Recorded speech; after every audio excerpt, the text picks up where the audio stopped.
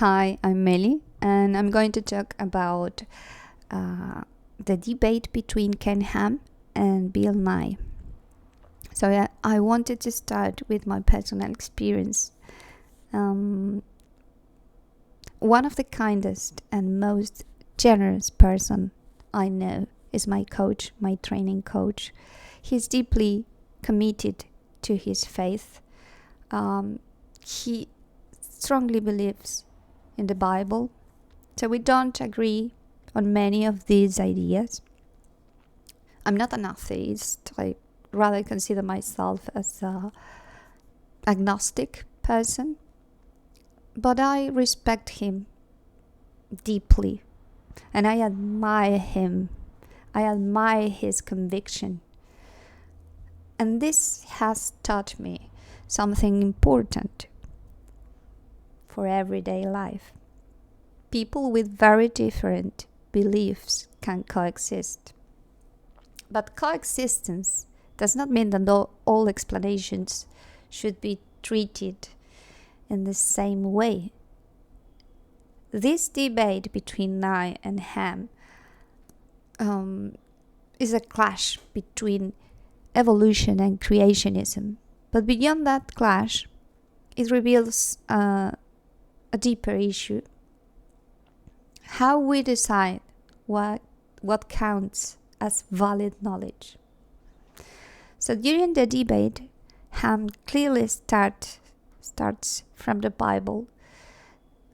That's the lens he uses to make sense of the universe, of the world, of marriage, among other things. Nye takes a different approach.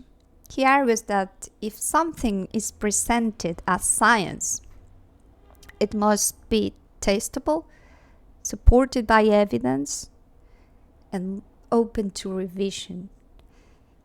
He also emphasized that scientific explanations can make predictions about the future, and creationism doesn't.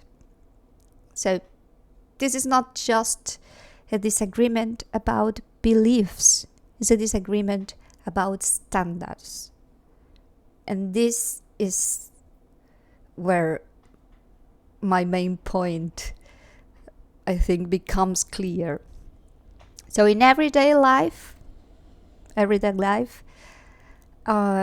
different beliefs can coexist, and that coexistence deserves respect. My own experience is an example of that. But when we move into a field like science, the situation changes. So in the context of science, explanations cannot be treated as equally valid if they are not based on the same standards of evidence. Science depends on questioning, testing, the possibility of being wrong. That is what allows knowledge to grow in the first place. And when an explanation starts from certainty and cannot be questioned, it works differently. And treating both approaches as if they follow the same rules can create confusion. So this is not about denying anyone the right to believe.